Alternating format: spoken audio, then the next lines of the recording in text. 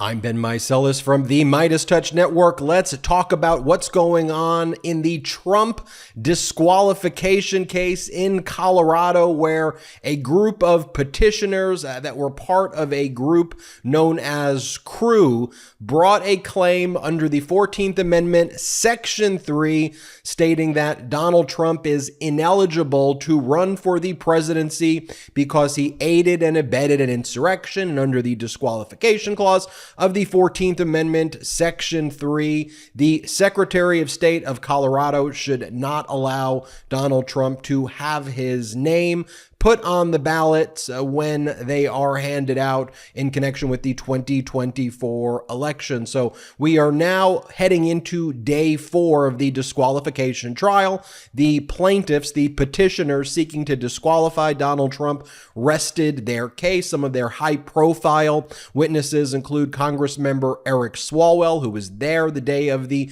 insurrection and was able to testify about what he observed. Also, the petitioners put on a number of experts who both talked about the text of the United States Constitution, how the 14th Amendment Section 3 does not only apply to the Civil War, but was intended to be forward-looking, to imply to future insurrectionists and those who aid and abet insurrections. Then there was another expert and historian who testified for the petitioners that indeed January 6th qualified as an insurrection, and Donald Trump as someone who aided and abetted the insurrection. Then Donald Trump and his lawyers moved for what's called a directed verdict. They tried to get the case dismissed in its entirety. In a directed verdict, you tell the judge that the petitioners have now rested and that they did not carry their burden, and the Judge Sarah Wallace,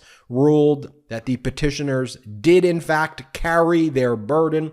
So then the burden shifts, and now the defense has to put on their case. In this case, the respondents have to then put on their case and argue that, well, they're going to try to argue that the 14th Amendment Section 3 does not apply to Donald Trump, that there are things called the political political doctrine, political question doctrine, which basically states that this should be non-justiciable, that the 14th Amendment Section 3 is not self-enforcing, and that the judge doesn't have the ability to do it without the authorization of Congress. So they'll make those legal arguments with their experts and their witnesses. Interestingly, they called Kash Patel to testify, who was the former National Security Council senior director. He was inextricably involved in all things that were happening before and after the insurrection. He was also an individual who was listed as one of the kind of custodians of records for the classified documents that Donald Trump took and kept at Mar-a-Lago. So Kash Patel's going to be a critical witness as well in Special Counsel Jack Smith's prosecution of Donald Trump in the Southern District of Florida case for the willful retention of national defense information. Now, Kash Patel basically regurgitated this, I think, propaganda that he believed that, he's testified that Donald Trump wanted 10,000 National Guardsmen to be present on January 6th, and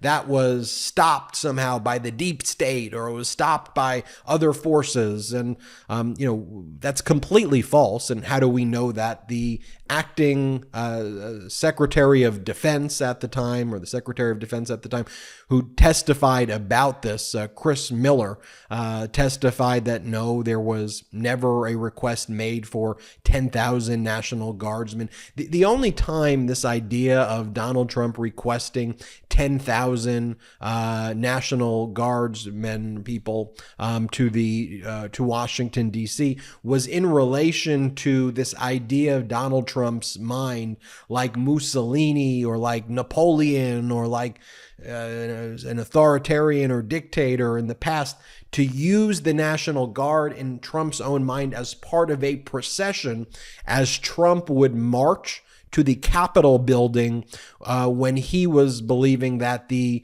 members of Congress were going to get rid of Mike Pence and then declare Donald Trump the emperor, and that the National Guardsmen would be part of this procession with Donald Trump. And we know that from reading the January 6th committee's report and a number of people who reported that that's what Donald Trump had told them about. Did you know that your temperature at night can have one of the greatest impacts on your sleep quality? If you wake up too hot or too cold, I highly recommend you check out Miracle Maid's bed sheets. Inspired by NASA, Miracle Maid uses silver-infused fabrics and makes temperature-regulating bedding so you can sleep at the perfect temperature all night long. Using silver-infused fabrics inspired by NASA, Miracle Maid sheets are thermoregulating and designed to keep you at the perfect temperature all night long, so you get better sleep every night. These sheets are infused with silver that prevent up to 99.7% of bacterial growth, leaving them to stay cleaner and fresh 3 times longer than other sheets. No more gross odors. Miracle sheets are luxuriously comfortable without the high price tag of other luxury brands and feel as nice, if not nicer, than sheets used by some 5-star hotels. Miracle sheets are the perfect gift for your spouse, friends, or family. Who doesn't want better sleep and luxurious feeling bed sheets? And since these come with 3 free towels, you get 2 gifts in one, just in time for the holidays. Stop sleeping on bacteria. Bacteria can clog your pores, causing breakouts and acne. Sleep clean with Miracle. Go to trymiracle.com/Meidas to try it today or gift it to someone special this holiday season. And we've got a special deal for our listeners. Save over 40%. And if you use our promo Meidas, MEIDAS, at checkout, you'll get 3 free towels and save an extra 20%. Miracle is so confident in their product, it's backed with a 30-day money-back guarantee. So if you aren't 100% satisfied, you'll get a full refund. Upgrade your sleep with Miracle Maid. Go to trymiracle.com/Meidas and use the code Meidas to claim your free 3-piece towel set and save over 40%. Again, that's trymiracle.com/Meidas, trymiracle.com/MEIDAS to treat yourself, a friend, or loved one this holiday season. In terms of what the Secretary of Defense was saying, no, clearly, under oath, there was never a request made for 10,000 National Guardsmen. Here is, just so you can hear it for yourself and not just say, okay, Ben, that's great that you're telling that to me. Can you please play the tape on what the Secretary of Defense actually testified to? Well, here it is right here. Here's the audio recording. Play the clip. I want to be clear here that since then, in February of 2021, Mark Meadows said on Fox News that, quote, even in January, that was a given. As many as 10,000 National Guard troops were told to be on the ready by the Secretary of Defense. Is there any accuracy to that statement? I'm not from my perspective. I was never given any direction or order or knew of any plans of that nature. So I was surprised by seeing that publicly, but I don't know the context or even where it was. So, no, we obviously had plans for activating more folks, but that was not anything more than contingency planning. There was no official message traffic or anything of that nature regarding. So just so we're clear, you did not have 10,000 troops, quote, to be on the ready prior to January 6th. A non-military person probably could have some sort of weird interpretation, but no, to answer your question, no, that was not part of my plan or the Department of Defense's plan. And just that the rest of his statement was, quote, that was a direct order from President Trump, and yet here is what we see, all kinds of blame going around, but not a whole lot of accountability. And to be crystal clear, there was no direct order from President Trump to put 10,000 troops to be on the ready for January 6th, correct? No. Yeah, that's correct. There was no order from the president. So, look, Kash Patel doesn't have a great deal of credibility.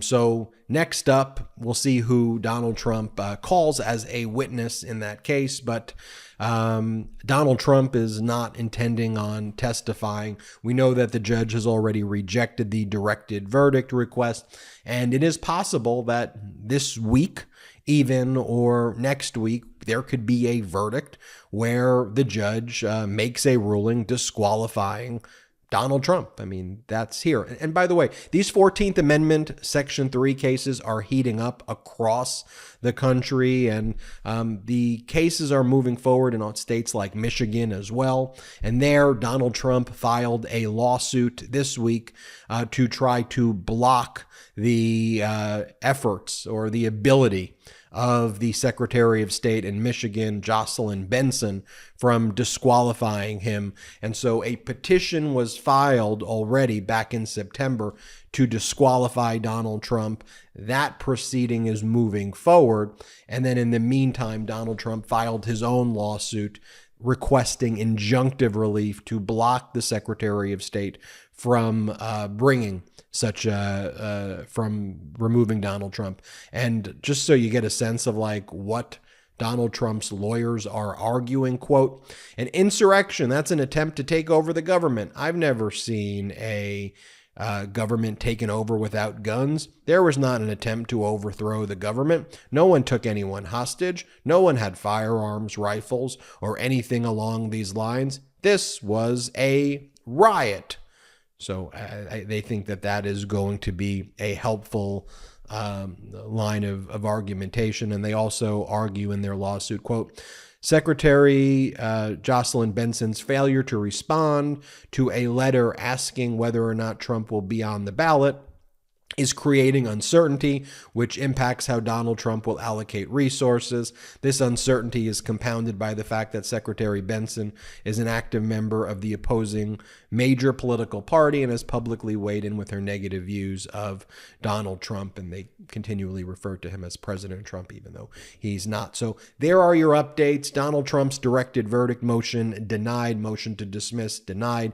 Case is going to proceed to verdict. The judge will reach an order. That may be a disqualification order, a verdict coming this week. At the same time, Donald Trump filing that lawsuit in Michigan to try to block the Secretary of State there, Jocelyn Benson, from removing him. We'll keep you posted on all of these developments and more. Hit subscribe. We're on our way to 2 million subscribers thanks to your support. Check us out at patreon.com/MeidasTouch and have a great day. Hey, Midas Mighty, love this report? Continue the conversation by following us on Instagram at MeidasTouch to keep up with the most important news of the day. What are you waiting for? Follow us now.